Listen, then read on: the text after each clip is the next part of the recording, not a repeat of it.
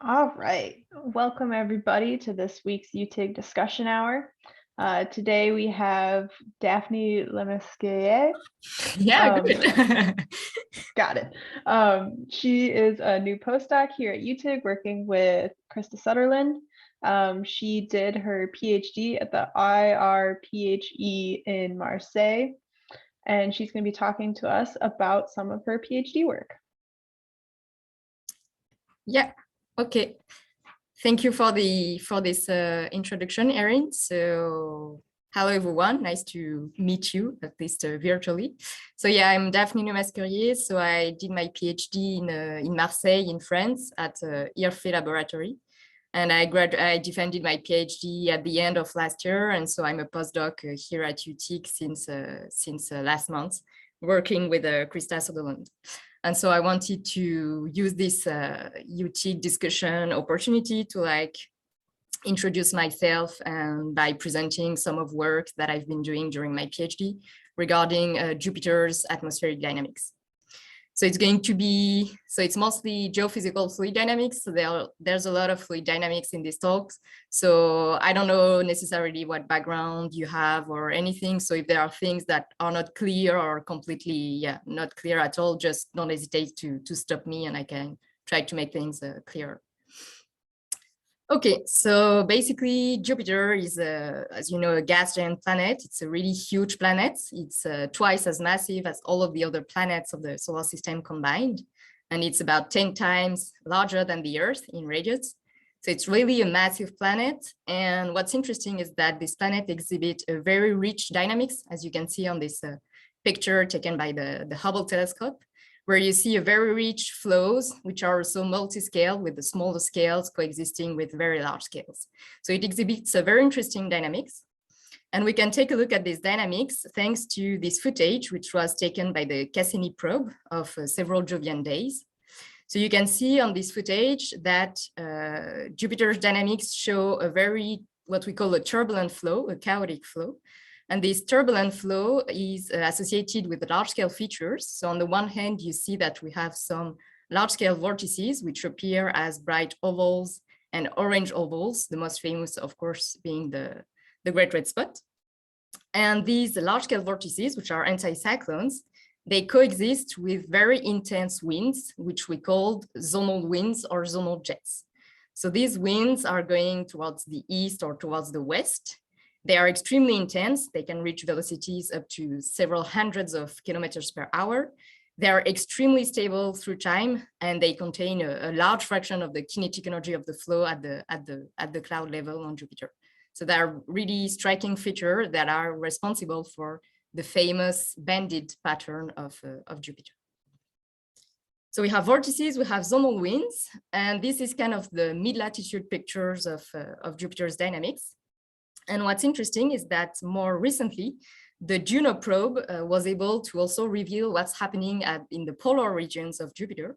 And so in particular, Juno showed that thanks to these infrared measurements, that you have some clusters of cyclones centered around both poles of Jupiter. So you have these very striking clusters of cyclones at both poles. And you can see that this is quite different dynamics compared to what we observed at mid-latitudes, where you have essentially very intense zonal winds. So this is kind of the dynamics that we see at the surface of Jupiter. Now, thanks to probe measurements, interior models, and inverse problems, we can also have clues on what's happening inside Jupiter. And so in particular, we know that this gas giant is mainly composed of helium and hydrogen. These helium and hydrogen, they are gaseous in a thin so-called weather layer, which is about 100 kilometers thick on Jupiter. So it's a really thin weather layer because remember that the planet is about 70,000 kilometers in radius. And then below this weather layer, the hydrogen is going to become liquid because of the increasing pressure and temperature. The helium eventually separates from this hydrogen at deeper levels. And deeper still, the hydrogen events become metallic. And then we have presumably a diluted core deeper still in Jupiter. So there are two important points regarding this interior picture of Jupiter. The first one is that there are no sharp boundaries between any of these layers. So you should really imagine Jupiter as being a huge fluid ball. And in fact, I'd like to say that we could say that Jupiter is not only the largest planet, but also the largest ocean in the solar system, even if, of course, it's a hydrogen ocean and not a water ocean. So it's a really fluid planet, no sharp boundaries, contrary to what we have on Earth, for instance. And a second important point is that all what we see at the surface of the planet, the clouds, are confined in this very thin weather layer at the surface of Jupiter. So you have to keep in mind, so these clouds, they are clouds of ammonia, ammonium hydrosulfide, and water ice. That's why you have several colors appearing on Jupiter. But you have to keep in mind that presumably the dynamics that we see at the surface of Jupiter is more complex and extend also in the interior of the planet, even if we're not able to see it.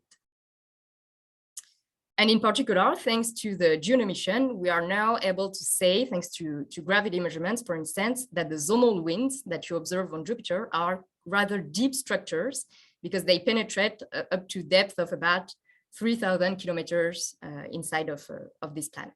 So they are deep structures because they extend far below the atmosphere of Jupiter. And on the contrary, all the vortices that you see in this atmosphere are presumably confined at much shallower levels, about 100 kilometers depth in that case. So that's the basic picture of Jupiter's dynamic and structure. And so, of course, it's a very rich dynamics, which raise a lot of questions, both from the fundamental physics point of view and from the planetary science point of view. So for instance, for mid-latitude vortices, we can wonder, how do they form? This is still not clear yet. Why they are so long-lived through time, like the Great Red Spot, which we observe since hundreds of years. How do they couple with the shear imposed by the jets? What is the shape of these vortices? How deep do they extend? Similarly, for the zonal jets, how do they form? Are they deep or shallow structures? Well, I told you that we have clues now to say that they are deep. What factor is going to control their intensity and their scale? And what is the feedback between these large-scale winds and the underlying turbulence, so the underlying small-scale chaotic motions? And for the polar dynamics of Jupiter, well, everything remains basically to be done because it's really new results. So better understand how do we have a transition to this vortices-dominated regime, and how do these vortices self-organize into clusters at the poles? So these are the kind of major questions that are raised by this very interesting dynamics. So I like to give this to read this quote by Vasavada and Schoeman in a review of 2005, which gives a pretty clear idea of where we stand. They say that because of the fundamental physical processes involved, the study of Jupiter's dynamics attracts workers from many disciplines. But Jupiter's atmosphere constitutes an immense fluid dynamics experiment of a scale that could never be achieved in the laboratory, and one that continues to challenge state-of-the-art computers. So I have the feeling that this quote really placed Jupiter in the current challenges from the research point of view. Extreme regimes, extreme fluid dynamics that are difficult to reach, both experimentally and numerically. So to study Jupiter's dynamics, basically you can follow different classical approaches. You can choose to use direct measurements by probes, such as the Juno probe, and try to use inverse problems to get information about the flow.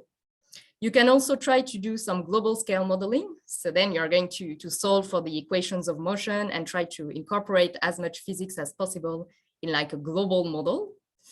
And the third approach that you can use is to focus on single processes. For instance, I'm going to choose whether the zonal jets, whether the vortices, and I'm going to perform an idealized modeling, whether of experimental, numerical, or theoretical nature of these isolated processes.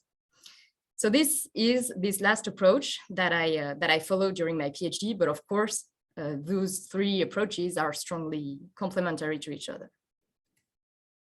And before giving more detail about my work, I just wanted to say that here I simply focus on Jupiter, but you can think of other fluid layers where the same kind of structure are observed and where you could apply the same kind of study, including the other gas giant Saturn, where you also have zonal jets, where you can see this banded structure.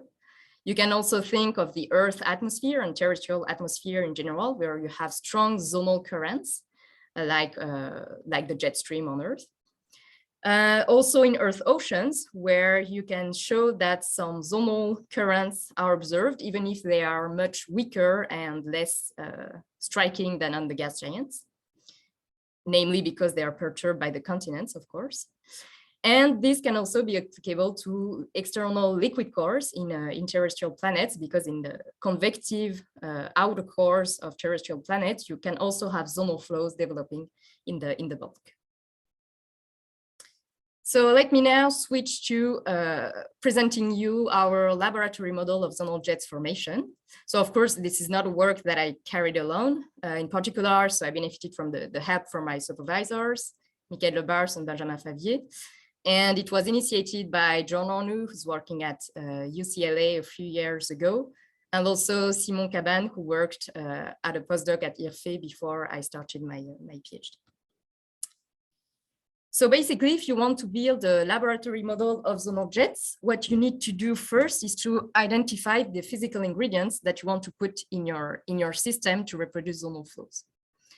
So the first here on the left, just to help, I plotted a schematic of a vertical cross-section of Jupiter, assuming that the zonal jets extend in this spherical shell of fluid of several thousand kilometers deep.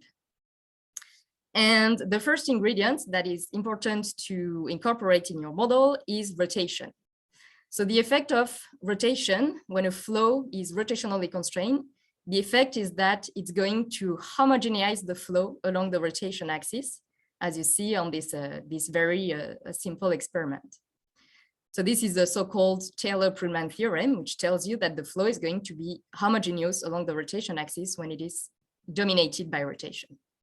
And so why is it important for us? It's because then you can see that your flow is quasi-bidimensional, because basically you can describe everything on a single horizontal slice, because it's invariant along the rotation axis. So what is the consequence from the fluid dynamics point of view? Well, if you have a turbulent flow with an energy injection at some scale, if the flow is three-dimensional, then this energy is going to cascade towards smaller scales, so give smaller and smaller eddies. That's the classical picture of three-dimensional turbulence. Now, if you have a quasi-bidimensional flow, like the one we have on Jupiter, instead of having a forward cascade of energy, when you inject energy at some scale, it's going to cascade towards larger and larger scales. And that's why on Jupiter, you have these large-scale zonal jets and large-scale vortices that are observed, even if the energy is supposed to be injected at a smaller scale. So that's the first ingredient, rotation. The second ingredient that we need is what we call a beta effect. So you can understand the beta effect simply as due to the fact, as a topographic effect, due to the fact that the fluid height, when measured parallel to the rotation axis, varies with distance to the spin axis. And so you can understand it as basically conservation of local angular momentum. So if you imagine that you have a fluid column at some cylindrical radius here with a given vorticity, which I denote zeta. So the vorticity is just the curl of the velocity. If you move these fluid columns toward the north, you are going to squeeze this fluid column because the fluid height decreases. And so the vorticity of this fluid column is going to decrease too. And on the contrary, if you move it towards the south, it's going to be stretched. And so you are going to increase the vorticity of this fluid column. And this is the so-called topographic beta effect. So there are two important consequences when you have a beta effect in a flow. The first consequence is that it's going to introduce a new type of waves, which are called Rossby waves or planetary waves, which propagate towards the west. So the most classical illustration of a Rossby wave is in particular on Earth, where the jet stream is deflected by such waves. So these waves are really due to the presence of a beta effect. The second important consequence of having a beta effect is that if you simulate a 2D turbulent flow, so you can take a look at these simulations without at the top and with a beta effect at the bottom.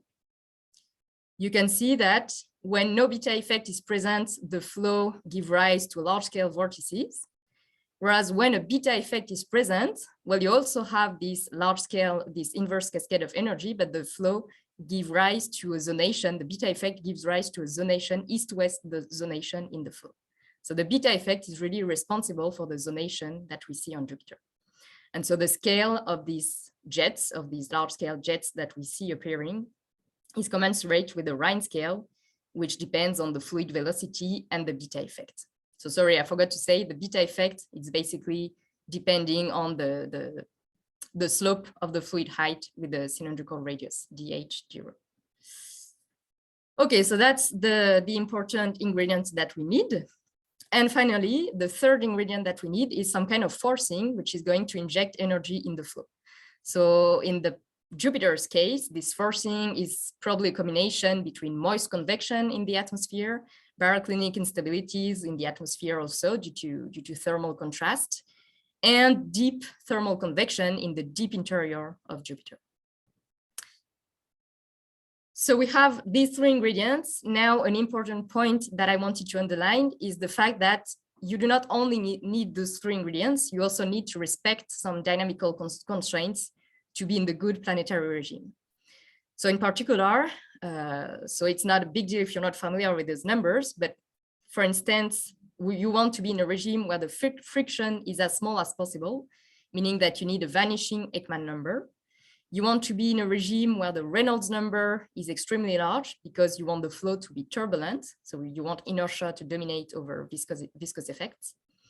You want your flow to be dominated by rotation. So you want the Rossby number of the flow to be moderate or small. And finally, the last ingredient is that you want what we call the zonostrophy index of the flow to be large. Basically, this means that you want the scale of the jets, of the zonal jets, to be large compared to the first scale at which the motion are going to feel the beta effect. So you need a scale decoupling between the jets and the beta effect scale. So the important point to remember is that, in fact, these are quite hard constraints which are hard to fulfill, both from the experimental point of view and the numerical point of view. And that's why it's always difficult to reach planetary regimes by fulfilling these constraints at the same time. So to illustrate this, I plotted here in a Reynolds number, Ekman number, and zonostrophy index Reynolds number space, the gas giants and the Earth atmosphere and oceans.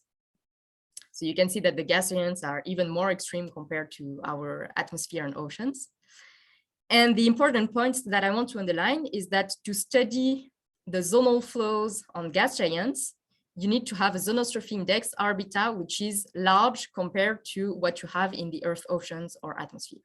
So basically on the gas giants, the jets are much more stronger. They contain most of the kinetic energy of the flow. They are extremely stable. Whereas in Earth oceans, for instance, you can see that those zonal currents are meandering. They are quite weak, and you need to carefully time average your flow to reveal these zonal currents. And this difference between these two regimes can be quantified by the zonostrophy index. So here I quickly represented qualitatively the last, some recent 3D direct numerical simulations of Jovian flows in this parameter space. And I've added below previous experimental studies which try to reproduce zonal flows experimentally. So my key message here is that most of these previous experimental studies have a moderate zonostrophy index. And the consequence is that they are able to reproduce zonal flows. However, in any of these experiments, these zonal flows are more in an oceanic-like regime. They are weak, they are meandering through time, and they are not as strong as what we have on gas giants. So now the experiment that I'm going to present, thanks to the fast rotation of a deep fluid layer, we're able to reach higher zonostrophy indices and zonostrophy index, and getting closer to what we think is more relevant to gas giants application. So let me now describe this experiment. So the experiment that we built is a cylindrical tank. It's 1 meter in diameter, 1.6 meter high. It's filled with about 600 liters of water, and it rotates at 75 revolutions per minute, so more than a revolution per second. Due to this very fast rotation of this deep fluid layer, the centrifugal force is going to deflect the free surface of the water into a paraboloidal shape. And as a consequence, the fluid height, h, is going to increase with radius. And so we are going to have a topographic beta effect because of this fluid height variation in the tank. So we have rotation, beta effect. And finally, we are going to perform a small-scale forcing.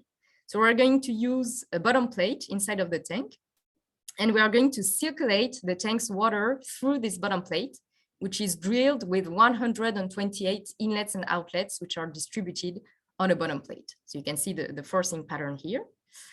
And so basically, we are going to use 6 pumps, 6 submersible pumps. Each pump controls one of the forcing rings. We have 6 forcing rings.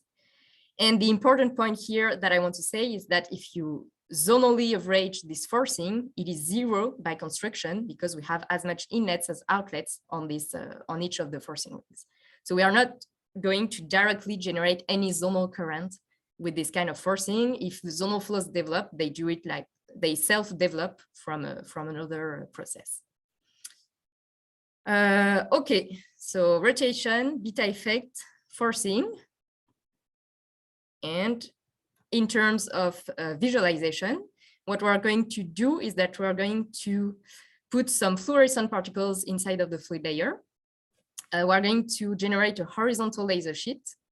So this laser sheet illuminates the particles, and we're going to use a top view camera to follow the displacement of these particles on this horizontal laser plane.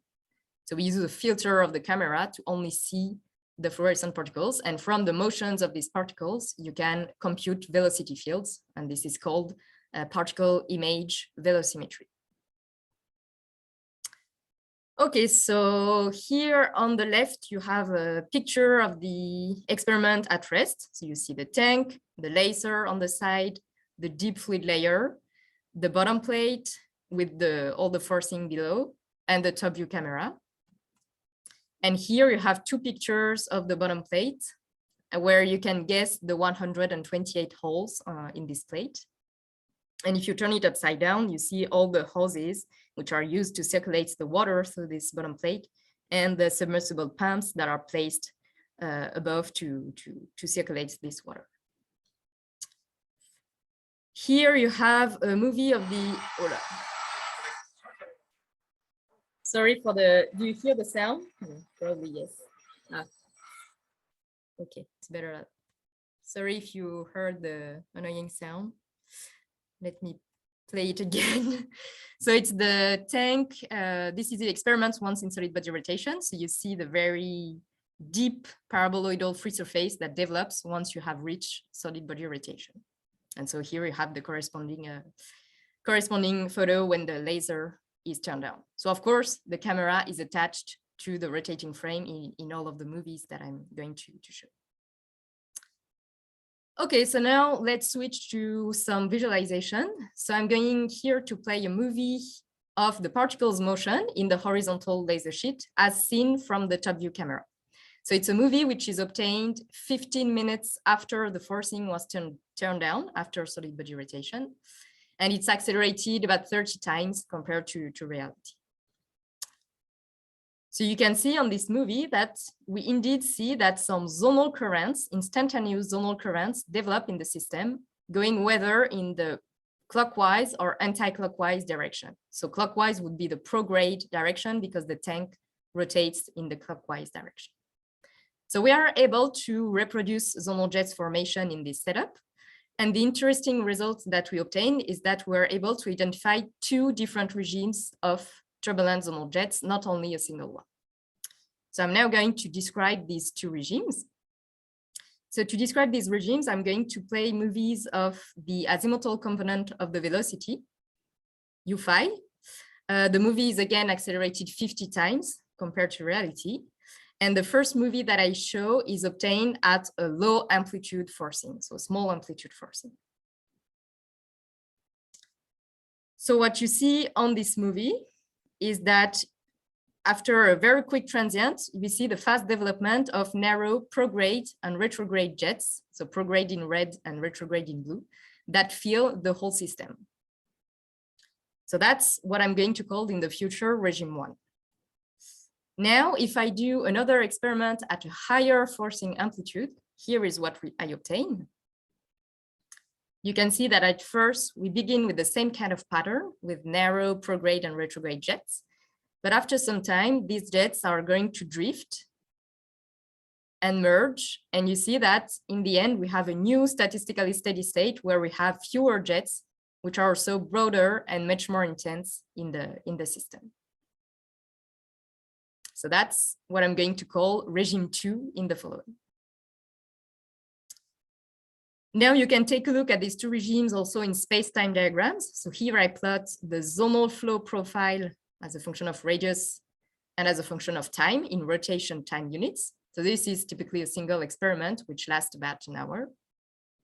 And so here I plot regime 1, where you see this fast development of these narrow jets, which are quite steady through time. And here I plot the same for regime 2. So you see here a much longer transient where we start from regime 1, and after some times we obtain a second regime where the jets have different properties. So of course the color scale, the color bar is different in these two plots. I also wanted to underline that in these two regimes, as you can see on the plots on the right, the kinetic energy which is contained in the zonal flow, which is the red curve, is much more important in the second regime compared to the first regime, where the zonal flow only contains a moderate fraction of the total kinetic energy. So our guess is that the second regime that we observe experimentally is the one that is relevant if we want to study gas giants application and planetary applications. So that being said, since we have identified these two regimes, we wondered what type of transition we were dealing with. Is it a smooth or an abrupt transition? And how is it triggered physically? What is the mechanism behind this transition? So to answer the first question, the nature of the transition, we performed hysteresis experiments, meaning that we changed the forcing amplitude, UF, step by step. And at each step, we're going to measure the corresponding zonal flow amplitude. So here, the reddish curves represent hysteresis experiments performed by increasing the forcing step by step. So you see a transition around this forcing amplitude with a jump in the zonal flow amplitude when switching from regime 1 to regime 2. Now, if you do the same experiments where you decrease the forcing step by step, these correspond to the blue curves in this plot. You see that again, you have a drop in the zonal flow amplitude, but you see that it occurs at a smaller forcing amplitude compared to the case where we increased the forcing. So what it means is that the shaded area here is what we call the bistable zone, meaning that if you force your flow at this forcing amplitude in this gray zone, you can obtain whether regime 2 or regime 1, depending on the history of your system. Okay, so this means that you have some hysteresis and that there is bistability associated with this transition. So the answer to the first question is that the transition that we observe is abrupt because of this bistability. Second question, how can we model, how can we understand physically this transition? So the first step that I followed to model this transition is that I'm going to work in a quasi-geostrophic framework. So what does it mean? It simply means that I'm going to take advantage of the fact that the flow is fastly rotating, and I'm going to build a 2D bidimensional model of my flow. I'm going to neglect any vertical structure. I'm just going to incorporate important three-dimensional effects occurring at the top and bottom boundaries of my flow. Basically 2D model. Then I'm going to work in a local equivalent Cartesian framework instead of the global polar coordinates. And I'm going to focus on what happens locally so I can use a Cartesian framework. So the first important point regarding zonal flows dynamics is to understand that if you zonally average your Navier-Stokes equations, your equations of motion, you can show that the zonal flow, which I denote capital U in this case, is forced by this term, which depends on a product of the velocity fluctuations U prime, V prime, relative to this zonal flow. So in fluid mechanics, this term is called the Reynolds stresses divergence. And this zonal flow, so it's accelerated or decelerated by this term, and it is dissipated by this term, which represents a linear friction. It's linear in U, and which represents physically the fact that the fluid is sloping. There is a friction at the bottom of the tank, which we call the Neckman friction. So what's important to keep in mind is that if I want to understand the dynamics of U and the transition, I need to model this term, which are the Reynolds stresses divergence. So to do so, what I did first is to look at what happens just above a given forcing ring in the experiment. So if you look at what happens very locally above a forcing ring, here is what you obtain in terms of azimuthal and radial components of the velocity. So basically, each pattern here represents one forcing inlet and outlet. But what's interesting is that you see that this pattern is deformed towards the left, which represents the west direction in our experiment. And so physically, this pattern corresponds to the radiation of Rossby waves, which I mentioned earlier. And if you compute the Reynolds stresses divergence R, which is associated with the radiation of Rossby waves, you can show that this term is positive at the latitude at the radius where these waves are emitted, and negative elsewhere. So basically, if you emit Rossby waves here, you are going to accelerate a zonal flow towards the right, a prograde zonal flow at this latitude of emission. So if we go back to the global scale now, what it means is that in regime 1, what happens is that each forcing ring radiates some Rossby waves, and these waves generate a prograde zonal flow right above each of the forcing ring, and this is what you see in our experimental visualization, and a retrograde flow in between. So that's the regime 1. So it's due to radiation of Rossby waves. Now the question is, why do we leave regime 1 and why do we switch to a second regime where the properties of the jets change? So to understand the fact that there is a transition, what you need to do is simply to add a background zonal flow below the waves. And then in that case, you can show that the Rossby waves can become linearly resonant with the forcing. So in more simply terms, what it means is that, so here I plot, on this plot, I plot the amplitude of the Reynolds stresses divergence, R, as a function of the zonal flow amplitude, U, the background zonal flow amplitude, U. If you compute the response, the linear response of the system, so basically the Rossby waves, and calculate the amplitude of the Reynolds stresses divergence, you can show that it peaks at a particular velocity, which coincides with the opposite of the Rossby waves velocity. So very simply, what it means is that if there is no zonal flow, if U is equal to 0, when you emit some Rossby waves, they simply propagate westward, and then they are going to accelerate a zonal flow, as I said before.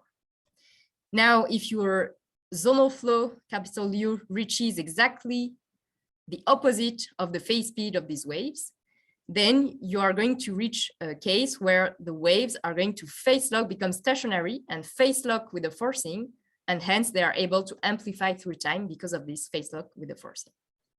So it's just a really simple linear resonance mechanism of these waves with the underlying forcing due to the presence of the zonal flow. And so you can just model this curve by a Lorentzian by saying that the Reynolds stresses amplitude is a given forcing, Rm, times a Lorentzian, which depends on gamma, which quantifies the Rossby waves dissipation, and C, which is the phase speed of the Rossby waves, which depends on the beta effect and the scale of the forcing which is imposed. Then what we need to do is we can use this parameterized Lorentzian and to put it into the zonal flow evolution equation. So that's what I do here. You have the zonal flow evolution equation. And this term RU, I set it as the Lorentzian that I showed before. And we still have the friction term, linear friction term.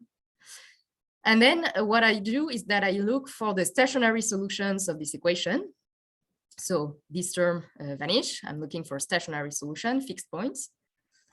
So basically, I'm looking at the solutions for which the forcing is equilibrates the friction. If I do this, here is what I get. So here on the y-axis, I plot the amplitude of the stationary solutions. And on the x-axis, I plot Rm, which basically represents the forcing amplitude. And so what you see is that we can have three different branches, three solutions. When you're at small forcing amplitude, you have only one solution, which is a really small amplitude zonal flow. So it corresponds basically to that case where the friction curve intersects the Lorentzian at very small amplitude. And this, we argue, would correspond to the first regime that we observe experimentally. On the contrary, if you are at very high forcing amplitude Rm, then what you get is you again have only a single solution, which I call U3, but which is this time super resonant. So it intersects the Lorentzian at a velocity which is higher than the resonant velocity minus c. And in between, you have, of course, three solutions, three intersection points, U1, U2, U3. U2 is unstable, an unstable solution. So you're left with U1 and U3. And this allows us to recover the bistability that I mentioned earlier. So the model is able to predict that we should have some bistability because of this Rossby wave resonance. Now you can see that by using the point S1 and S2, you can predict what should be the zonal flow amplitude at the transition. And we can compare that with the experiment. So here, this corresponds to the dashed lines on this plot. I represented the amplitude that we expect from this simple model when you switch from regime 2 to regime 1 and from regime 1 to regime 2. And you see that it coincides well with the experimental measurements. So we're pretty confident that it's the correct mechanism that we have identified. So to sum up, the transition that we saw is an abrupt transition associated with bistability, and it is triggered by a resonance of the Rossby waves excited by our forcing due to the advection of these Rossby waves by the mean flow.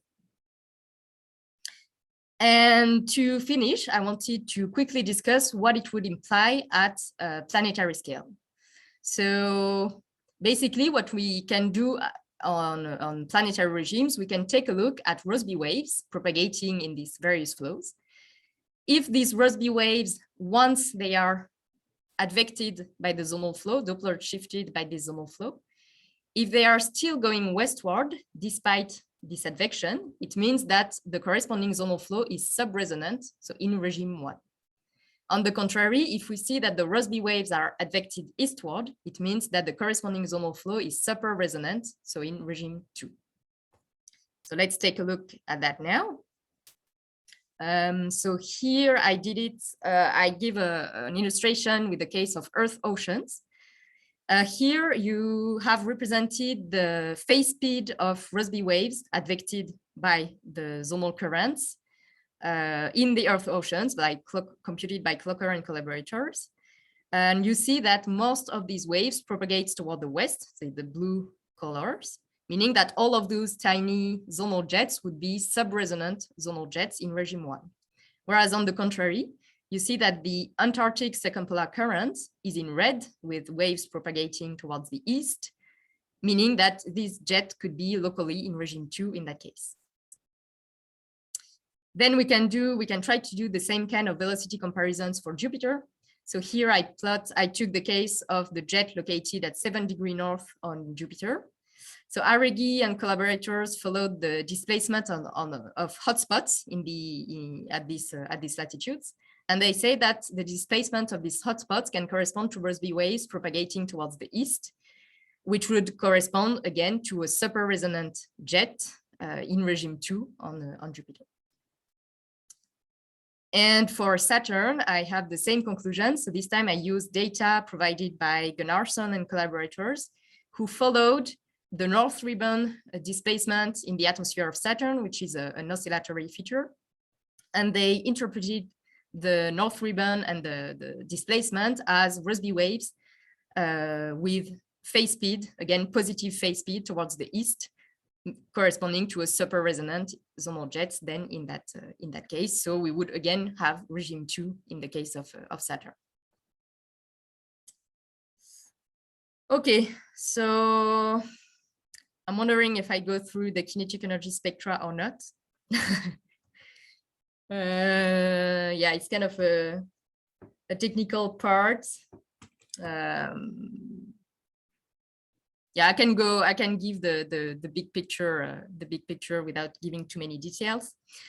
Basically, the idea for kinetic energy spectra is to give a different mean of assessing whether we are in a regime which is relevant to gas giants or not. So for instance, for Jupiter, Cassini data, thanks to Cassini data, we can obtain, using cloud tracking, we can obtain maps of the velocity fields in Jupiter's atmosphere.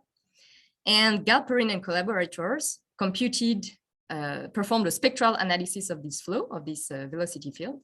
So basically, it's just consists in evaluating how is the kinetic energy distributed among scales. So here the x-axis correspond to the wave number, so decreasing scale. And you have two curves on this plot. You have the dark blue curve, which corresponds to the kinetic energy spectrum of the zonal flow only. Okay. And then the light blue curve corresponds to the kinetic energy spectrum of the fluctuations around this zonal flow. So we call that the residual kinetic energy spectrum. So the important point is that you see that we have two different domains. When we are at small scale, so on the right of the diagram, the fluctuations dominate energetically the flow, whereas at large scale, the zonal flow is energetically dominant. And the scale at which we switch from one case to the other is called the transitional scale. And more quantitatively, it was argued theoretically that these spectra should follow some specific slopes in the case of gas giants regimes. So the residual spectrum, which represents the energy of the small scale, should follow a k to the power minus 5/3 slope. So physically, this would correspond to the presence of an inverse cascade of energy towards large scales. And the zonal spectrum, which is the dark blue curve, should follow a steeper k to the power minus 5 slope, which is rather indicative of a sea of Rossby waves. So this is a spectrum which was predicted by Reynolds. So if we recover these slopes with these specific prefactors, which I won't go into details, we can argue that we are in a regime which is called the zonostrophic regime of turbulence and which is relevant to gas giants. So I performed the spectral analysis on my experimental data. Here is what I obtained on the right. So again, the dark blue curve is the zonal kinetic energy spectrum, and the light blue one is the residual kinetic energy spectrum. Here, the dashed curve represents the zonal spectrum at the very beginning of the experiment. So at first, it peaks at the forcing scale. And once we have reached a stationary steady state, a statistically steady state, we have energy being transferred at larger scales here. And you can see that the slope that we measure is roughly consistent with the steep k to the minus 5 slope. You can also see that we recover two domains with the dominant zonal flow at large scales and dominant fluctuations at small scale. However, you can see that it's difficult for us to retrieve a clear k to the power minus 5/3 slope on the residual spectrum. And we think that this is because our forcing scale in the experiment is already close to this transitional scale, whereas on Jupiter, you have a presumably huge scale separation between the transitional scale and the forcing scale. So we think that we do not have enough scale separation here to see an inverse cascade of energy. So to conclude and to complement the experiment and to answer this problem, this question, I performed quasi-geostrophic numerical simulations. So basically it just means that I performed 2D numerical simulations where we try to reproduce the experimental results. And from these simulations, so here you have the experiment with the vorticity and zonal velocity on the right, and 3 simulations. And what I did is that I reduced the forcing scale in these simulations compared to the experiment to see what happens. So I force at smaller scale. And what I obtain is that the zonal flow characteristic, the zonal flow properties, when I reduce the forcing scale, does not change that much, meaning that the amplitude and the width of those prograde jets remain roughly the same, even if I decrease the forcing scale of my system. And now we can take a look at the corresponding spectra. And you can see here the spectra for the 3 simulations. And you can see that as I reduce the forcing scale, there is a k to the power minus 5/3 slope, which is now able to develop in between the forcing scale and the transitional scale. So this confirms our hypothesis that we should be able to see it experimentally, but it's just that we do not have enough scale separation to properly see this inverse cascade of energy. So the conclusion is that the second regime is indeed the regime that is relevant to gas giants application, which we call the zonostrophic regime of turbulence. Okay, I think this was already quite a long presentation. Sorry if it was a little bit too long. So to conclude quickly, so yeah, what you can remember is that vortices in Jupiter's atmosphere are shallow structures, are lenticular vortices, even if I did not mention that in my presentation today. That I presented a setup where we can reach extreme regimes of zonal jets, which was which was not possible before. I showed that the Rossby waves, which are excited in the flow, play a key role for accelerating these zonal jets. And that is important to take into account the nonlinear interaction between the zonal flow and the waves to understand the final jet regime that you are going to obtain. And that regime 2 is relevant to gas giants application with the zonal jet profile, which is independent of the forcing scale. And so I have ongoing perspective for this this kind of work, but I think I can skip that because it's already a little bit long. And yeah, I think one of the most interesting perspective for like long-term perspectives is to now study the interaction, not only study barotropic zonal jets with uniform density in vertical, but couple the study of barotropic zonal jets with a stratified layer resting at the top, which would represent the weather layer of Jupiter, and see whether the coupling between the jets and the stratified layer can generate some large-scale vortices because of instabilities at the interface or things like that. So that's one of the bigger long-term perspective that you can think of for this system. And yeah, so that was the work that I done during my PhD in Marseille. And now during my postdoc, I'm going to work with Krista Sutherland on the turbulent dynamics of the oceans in icy satellites. So you have kind of the same ingredients if you think about it in icy satellites, with turbulent motion, very well rotation, which can be less important than in the gas giants, but which can be important too, and thermal effects. And you have also additional important and interesting physical effects such as topographies and stratification that appear in these bodies. Okay, I'm going to stop there. Thank you very much for your attention. Awesome, thank you, Daphne. If anyone has any questions, you can go ahead and unmute yourself and ask. Yes, I have a question. Yeah. Je commence. J'arrive. Yeah, we are in the same room. Okay. At some point, you show a plot of the experiments and the simulations that have been done in a plot of the Reynolds number and the other parameters. For a numerical simulation, what is the constraint that leads to the fact we cannot do simulations with the parameters of Jupiter and Saturn? So it was at the beginning. Yes.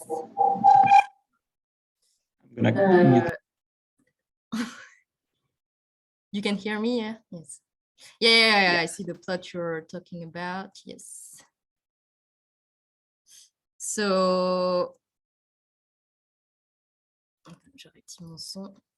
basically the constraints for the global numerical simulations is all about the parameters that I presented before, reaching a sufficiently small Ekman number, and at the same time having a high Reynolds number. The major problem, I would say, probably Krista can correct me if I'm wrong, but is that you have a lot of scale separation. When you reduce the Ekman number, you have very thin Ekman boundary layers, which are getting thinner and thinner. So you need to resolve really thin Ekman boundary layers and very large scale flows at the same time. And the second important point is that the large scale flows take a lot of time to saturate to reach a statistically steady state. And so you need to run the simulations for quite a long time, and this is extremely costly. And if you want a high Reynolds number, then the flow is very turbulent. So again, you have all these small scale, which are strongly interacting with one another. And that's why it's really computationally demanding. So for instance, the experiment, if I don't say anything wrong, if you want to simulate 13 minutes of the experiment that I showed using a DNS, so direct numerical simulation, you need 13 days of computation on 2048 CPUs. So that's really, really computationally costly numerical simulations to do.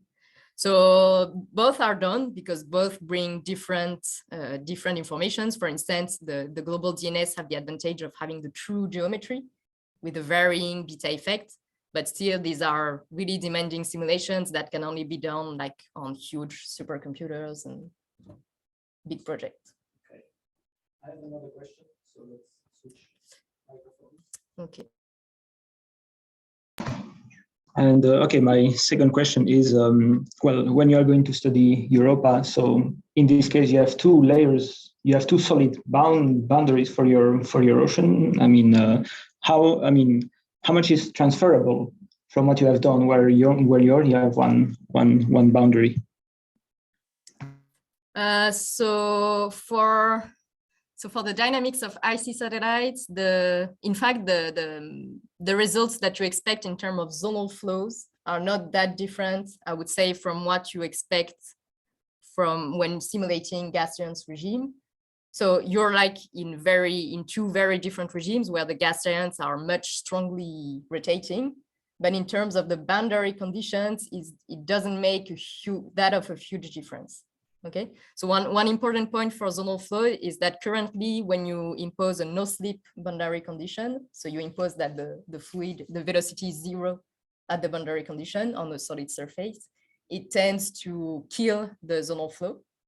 Okay, so that's a problem for people which tries to simulate Jovian dynamics. But we currently think that if you go towards planetary regimes by reducing the Ekman number, in fact, even with a no-slip boundary, you should still be able to recover the zonal flows. So it's probably an artifact of the fact that we work with a much too high viscosity in the numerical simulations, and so you have unrealistic viscous constraints at the top and bottom boundaries. Whereas if you were in the good regime for gas giants, you wouldn't have, even with a no-slip or a free slip boundary condition, you would get the same results basically. Right. Because viscosity is low, the effects of these boundaries do not affect. Yeah, that's it. Yeah, it's that.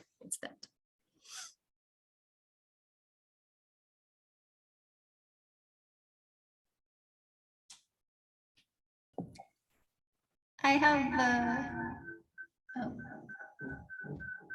sorry. They have the same problem as us. Yeah. Okay, should be good now. So I don't really have a question on the, I guess, material, but your figures are stunningly beautiful. Do you have any advice for the rest of us of how to make such nice figures, or what software you use or anything like that? Yeah, thank you very much. So for the schematics, for instance, I use Inkscape. I don't know, do you know Inkscape? yeah, so yeah. So I use Inkscape. So it's basically it's an open source software to draw some vector drawing, basically vectorized drawing. I don't know how to say that in English. So I done that from Inkscape, and then the other ones, I think it's just I use MATLAB. I've used MATLAB, and then I just play with with the color scales and color bars, and I don't know what, but yeah, this is just MATLAB. But for the schematics, I use Inkscape, and for I don't know. Yeah, this was done on Inkscape, for instance. This was done on PowerPoint only. I use PowerPoint. So yeah, I don't know. I just like doing making figures. So I spend a lot of time on it, but then I think it's worth.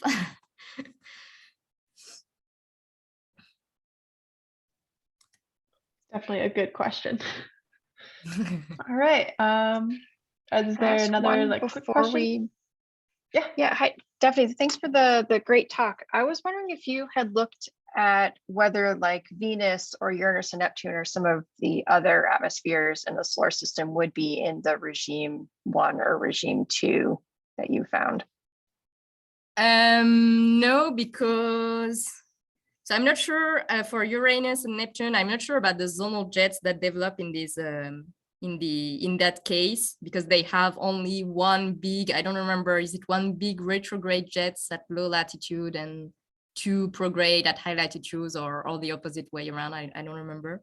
So Yeah, I'm not right. sure. Yeah, I'm not sure about if the origin of the zonal jets in that bodies is somehow analogous to what we have on gas giants.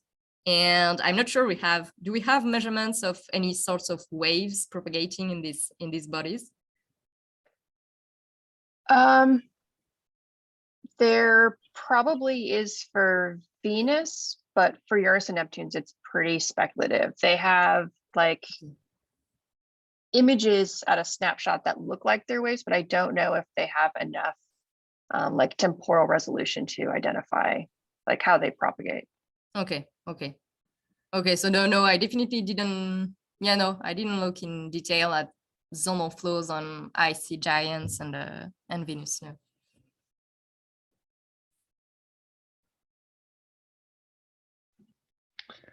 All right. Well, thank you again, Daphne. It was a great talk. Thank you. That'll be it for today.